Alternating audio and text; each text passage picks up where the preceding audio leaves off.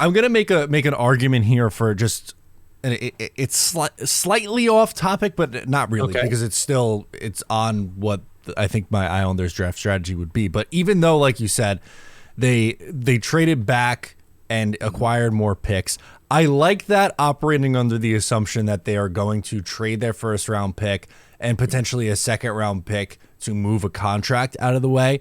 But in this exercise, or in this talk that we're going to have right now, we're operating under the assumption the Islanders are not trading their picks for a player or moving a contract.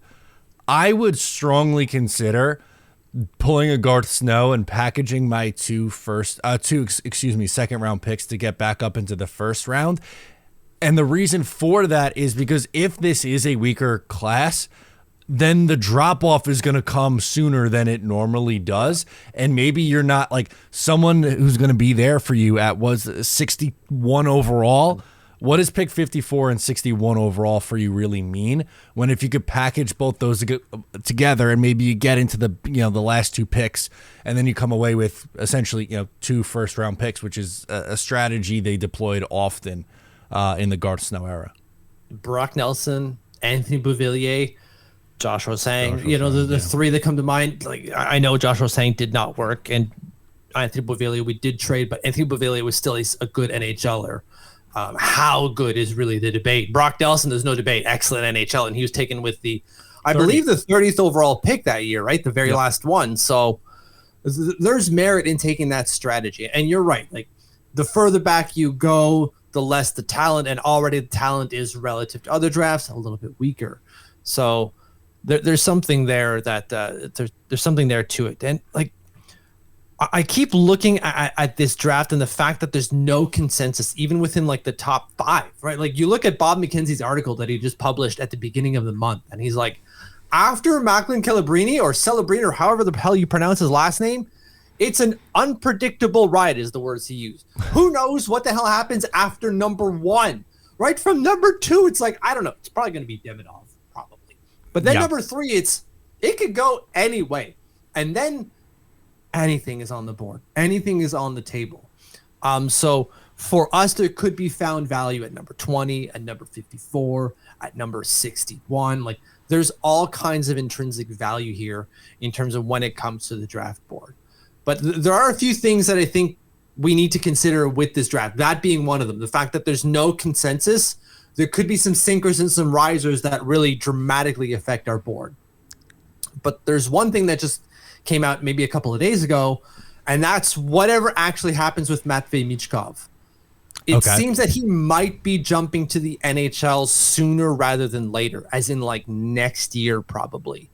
There's rumblings that something is going on with Matvei Michkov's contract with SK Moscow, or SK or CSK. Either way, his Russian team, I think it's CSK St. Petersburg. Something is going on there where he might be jumping into the NHL sooner rather than later. And what that could affect is, well, some of these other Russian prospects might be drafted a little bit sooner rather than later, because you won't have that fear of he's not going to be here for 5 years. Right. So that might change, because I've got my eye on one guy who is probably going to be available when we draft at number 20, might even be available when we draft a little bit later in the second. Who's that? That's Igor Chernyshov. Okay. He's definitely going to be available, I believe, at 20 overall when we draft. But this is a guy that I think you have to reach for. He's not a definite 20th overall pick, but he's a guy who plays pretty well at the MHL level, has played at the KHL level, and has done well enough considering his age and size that I think he's a guy that you reach for should you be in that position. But depending on what happens with Michkov, maybe he's not there. I was going to say it's going to be dependent on where you're looking. I'm on Tankathon, and in their mock draft, they have him going 16 to the Blues. But that's not like crazy out of, it's not like you gave me someone who's like the 3rd overall pick in this mock, like 16 to 20. Like that's an appropriate amount of wiggle room there. But so like, what about his game really jumps out? He's a left winger, 13 goals in 22 games this past year. Yeah, at the MHL level, we have to remember it's like the AHL level in Russia is what it is. he's just a really good playmaker. He's just a solid player in both ends of the ice, although most of it ends up being, 5-on-5 and power play time, and specifically offensive zone time. But this kid's got a lot to offer and a lot to grow, and his skating is already okay. There's a lot to like with this kid. We can't get lost, or we can't forget that we are picking 20th overall, and that this is a relatively weaker draft. There's no name that I'm going to throw out here, or that you're going to throw out here, that's going to be like NHL ready. Yeah. Nope. Or can't miss, or doesn't come with like some certain inherent risk. Like you're gonna be able to make a case for all these guys, but also at the same time be like, well, it also might not work out because XYZ. Exactly. Or they're all going to be a project. There's something they need to work on. And skating is always going to be one of them.